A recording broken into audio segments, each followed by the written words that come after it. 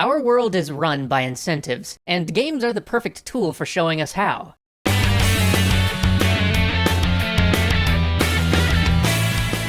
Not wholly, but in the big complex machine that is modern society, how we incentivize things drives, on a macro level, a lot of what goes on. The problem is, we don't always incentivize things right, and we don't always realize what we're incentivizing. Actually, heck, sometimes things just are not thought through at all, and no one's even really considering what they're incentivizing.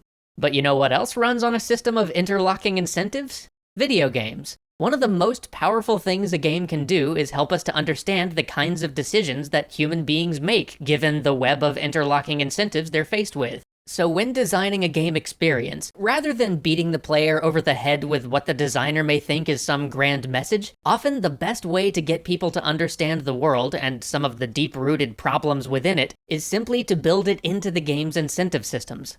Human beings have always been bad with incentives, getting ourselves into all sorts of situations we don't intend to because of how we try to direct how groups behave. Back in colonial India, the British decided that there were too many cobras slithering around, so they offered a bounty for cobra corpses. At first this seemed to work, but actually it just led to people setting up cobra farms, breeding them and turning them in for the bounties. Obviously, as soon as the British figured this out, they cancelled the bounty, which caused the cobra ranchers to just release their now worthless cobras, and now there were even more cobras in India than there had been before. In Vietnam, there's an even better attested example of the French doing the exact same thing with rats. They put out a bounty for rat tails, so rat catchers would now simply clip the tails of the rats they caught, rather than killing them, before releasing them back into the wild so that more of them would breed. For some more modern examples, well, how about the welfare system? Now, I am 100% in favor of a social safety net, and there's a lot of economic evidence that it actually benefits everybody to have that sort of system in place, whether or not you ever end up collecting a welfare check yourself. But it's one of those systems where, at least in its early forms, nobody in charge seemed to be drawing the connection between the goals they were trying to achieve and the incentives they were putting into place. Imagine a system where you got to collect welfare money up to whatever amount would take you right above the poverty line each year, enough to make sure that you didn't starve.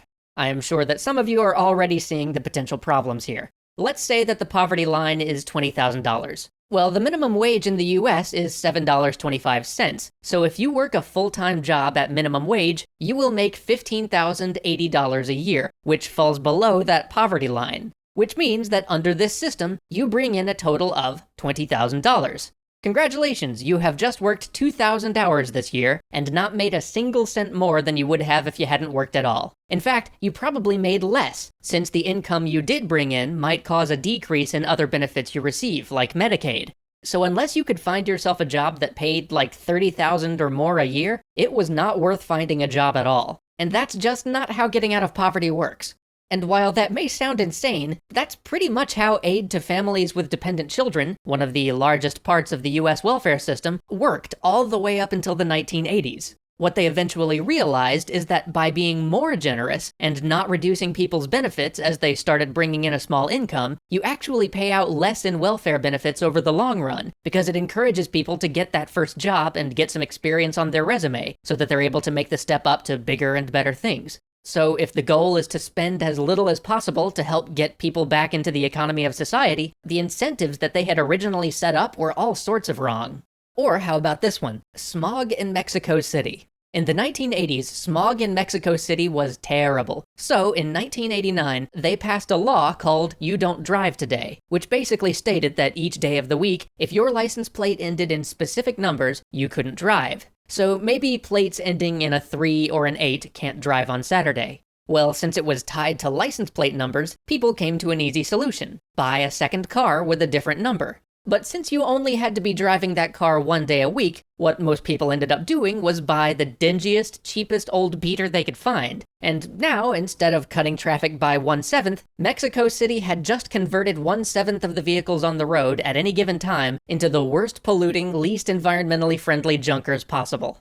Now, games are great at helping us to see and understand perverse incentives. And that's really valuable because sometimes it's not that the world's incentive systems are designed wrong by mistake. Sometimes it's that a small group of people who have influence over something think they can pull a fast one on society because no one's gonna see what their incentive systems really mean. And showing this is where games really shine. Take Prison Architect. It doesn't overtly say anything about the US prison system. It doesn't make any moral judgment about for-profit prisons, but as you play it, you start to feel the pressure of the incentives. You start making choices to value profit over the welfare of the prisoners, or if you don't, you find yourself struggling against the system to do so. And you can't help but start seeing and thinking about the questions these systems raise.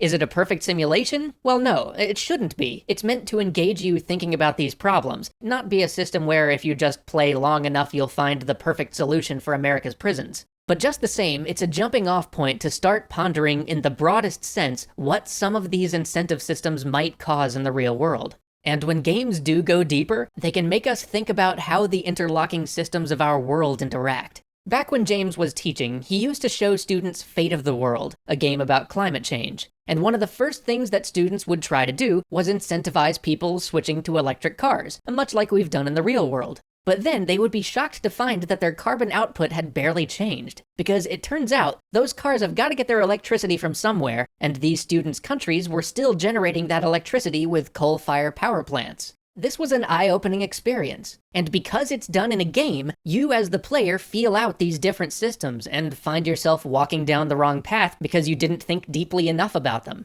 These games get us to explore those systems and think about them in a radically different way than simply having them explained to you would.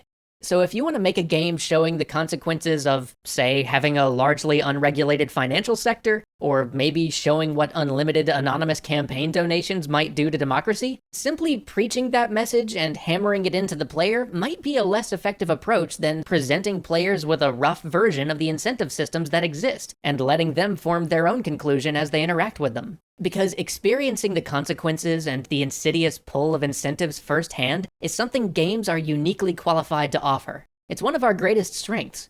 Of course, simply experiencing a simulation of a bad incentive structure isn't where the exploration of those problems should ever end, but if you want to make a game to get people thinking, letting them experience firsthand the consequences of some of these incentive systems we've set up in the world might be the best way. See you next week.